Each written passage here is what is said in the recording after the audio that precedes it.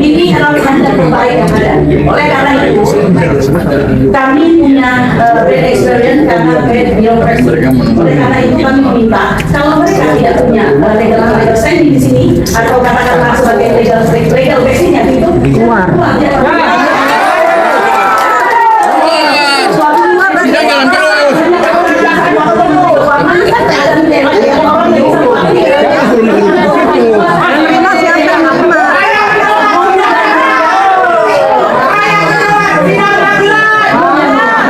Memalukan dunia internasional.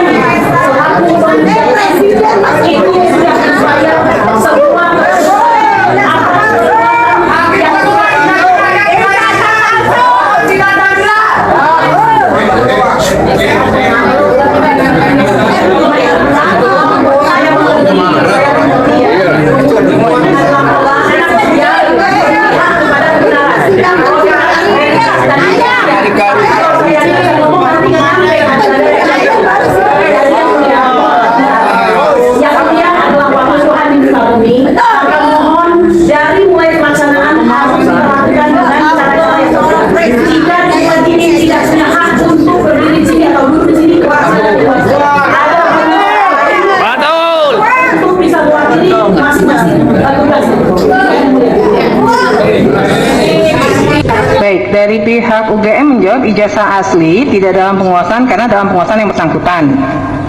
Kemudian salinan ijazah asli tidak dalam penguasaan, saat ini dalam penguasaan Polda Metro Jaya untuk proses hukum.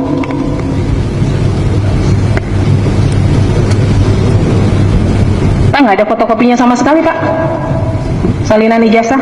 Jadi ketika diserahkan ke Polda Metro Jaya, terus UGM nggak punya salinan sama sekali gitu? Kalau yang diserahkan adalah fotokopi yang dari kertas lama. Iya, maksudnya gini. Dari kertas. Kan menyerahkan dokumen ke ke Polda. Nah, pada saat menyerahkan itu kemudian pihak UGM nggak punya sama sekali dokumen apapun lagi terkait ijazah, salinan ijazah itu. Iya, yang kita serahkan ke Polda itu yang salinan yang asli gitu Ibu, gitu ya. Iya, salinan asli. Nah, fotokopi yang lain nggak ada? Foto scan-nya tentu ada. Masih ada yang lain? Ada. Karena kan di sini dimintanya bisa fotokopi atau scan warna kan, tapi dikatakan tidak dalam penguasaan nih. Tapi bagi kami ya, itu kan kemudian dokumen informasinya bersifat data pribadi ya. Iya, notabene itu terlepas dari itu dulu. Ini kan persoalannya dari pihak UGM kemudian menjawabnya tidak dalam penguasaan. Tidak dalam penguasaan itu kan pengertiannya tidak ada berarti. Gitu loh. Nah, ada atau enggak nih? Kalau yang saya tidak menyangkut ke ada informasi pribadi atau apa, enggak dulu. Ada nggak dalam penguasaan UGM? Kalau konteksnya salinan yang asli notabene itu kita serahkan juga kepada Polda Metro. Ya. Itu scan salinnya ada di kami. Ada. Ada. Di luar yang diserahkan ke Polda ada? Scan-nya ada. Masih ada ya? Oke. Baik. Kemudian transkrip nilai.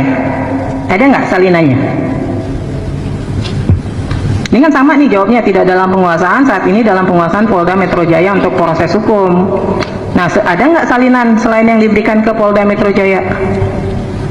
Salin aslinya ke Polda Metro Jaya. Ya, di luar itu ada nggak nyimpan? Ya. Salinan scan-nya gitu, saya kira juga ada di kami.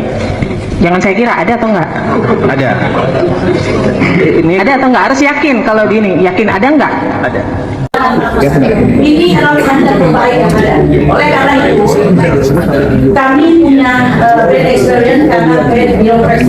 Oleh karena itu kami meminta kalau mereka tidak punya legal standing di sini atau katakanlah sebagai legal basic-nya itu keluar.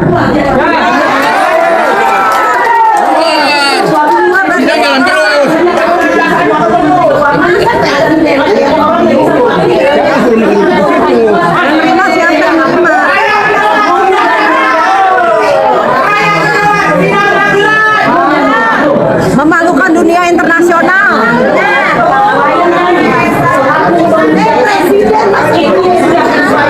Semua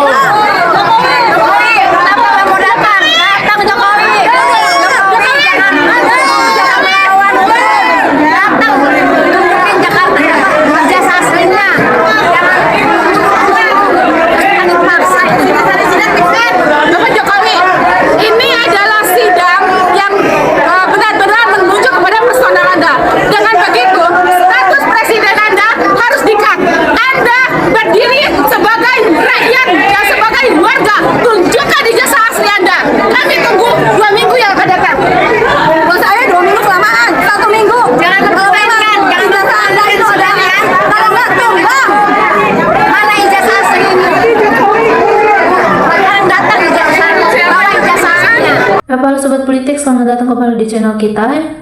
Ruang diskusi bagi kita semua, masyarakat cerdas yang berani menyuarakan kebenaran dan terus mengawal integritas para pemimpin bangsa. Sobat Politik, polemik mengenai keaslian dokumen pendidikan para pemimpin tertinggi kita tampaknya masih jauh dari kata usai. Baru-baru ini jalannya persidangan terkait isu ijazah mantan Presiden Jokowi kembali menarik perhatian publik secara dramatis.